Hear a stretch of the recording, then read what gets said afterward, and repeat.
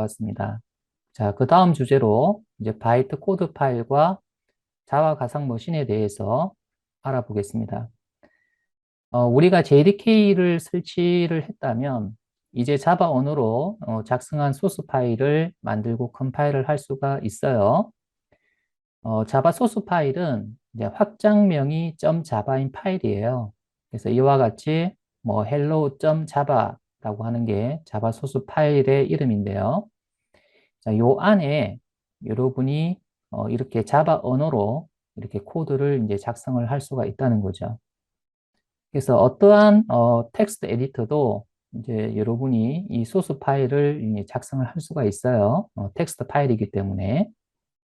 자, 이렇게 작성한 이제 소스 파일을 가지고 이제 여러분이 이제 컴파일을 하게 되면은 이제 컴파일 결과물로 이제 바이트 코드 파일이 생성이 됩니다. 자, 이 소스 파일을 컴파일을 할 때는 이제 자바C라고 하는 명령어를 사용을 하는데요. 자, 자바C는 이제 자바 컴파일러의 약자겠죠. 그래서 이제 자바C로 이제 컴파일을 하게 되면은 이제 바이트 코드 파일이 생성되는데 이 바이트 코드 파일의 확장명은 .class예요. 이 그림을 보시면은 자바 소스 파일 hello.java를 자바C 명령어로 컴파일을 하게 되면은 자, 바이트 코드 파일이 생성이 되는데 이때 확장명이 .class로 나온다는 거죠. 자, 요거는 윈도우에서만 그런 게 아니고요. 여러분이 뭐 맥OS나 또는 리눅스에서도 마찬가지로 이제 자바C라고 하는 명령어로 컴파일하게 되면 모두 똑같이 hello.class가 생성이 됩니다.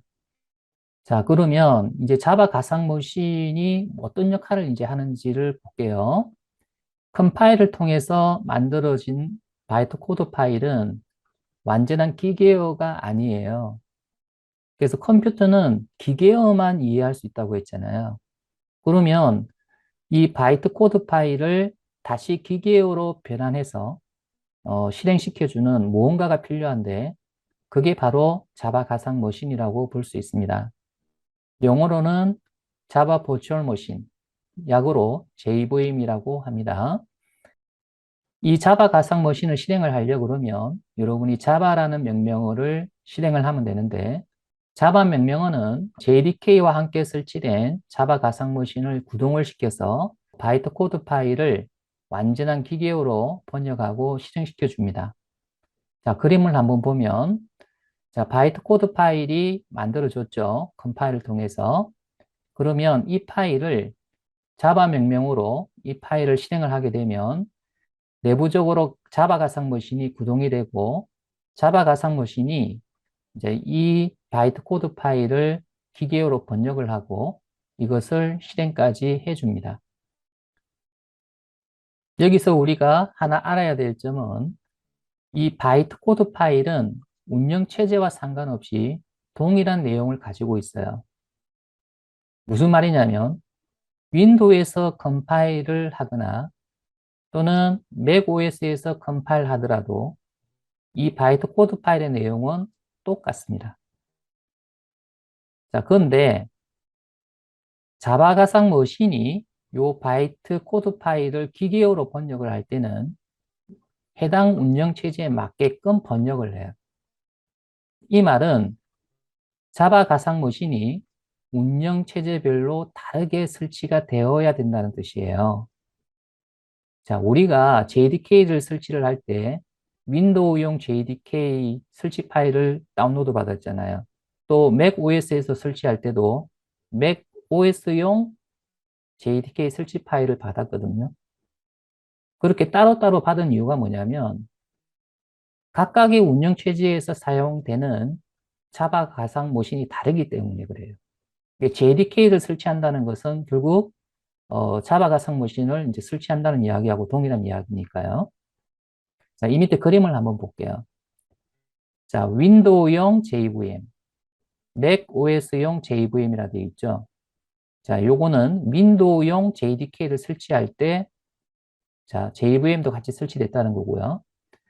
맥OS용 JDK를 설치할 때 JVM이 설치됐다는 거예요. 그럼 이 JVM과 이 JVM은 다른 JVM이에요. 왜냐하면 윈도우용 JVM은 윈도우가 이해할 수 있는 기계어로 번역해주는 역할을 하고요. 맥OS용 JVM은 맥OS에서 이해할 수 있는 기계어로 번역하는 역할을 하거든요. 그래서 이 JVM까지는 운영체제별로 여러분이 설치가 돼야 되고, 이 JVM을 구동시켜주는 명령어는 자바 명령어로 통일되어 있습니다. 각각의 운영체제에서 자바 명령어를 실행하게 되면 해당 JVM이 이제 구동이 되는 거죠. 자, 이 JVM은 자바 C 명령어로 컴파일된 바이트 코드 파일을 해석을 하는데, 이때 윈도우에 맞는 기계어로, 맥 OS에 맞는 기계어로 번역을 해서 이제 실행하는 역할을 합니다.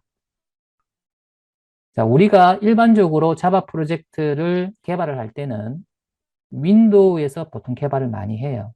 여러 가지 편리한 툴이 많기 때문에 그렇죠. 근데 실제로 개발이 완료되고 나서 실행을 할 때는 리눅스 서버에서 보통 실행을 많이 해요. 그게 가능한 이유가 바로 여기 있는 거죠. 컴파일한 결과는 다 똑같다 그랬어요. 이 파일을 어떤 OS에서 실행을 하더라도 해당 OS에 있는 JVM이 얘를 해석을 해서 기계어로 만들어서 실행을 하기 때문에 그래요. 그래서 자바는 한 번 작성하고 컴파일한 것을 여러 운영체제에서 실행할 수 있다는 장점이 있는 거죠.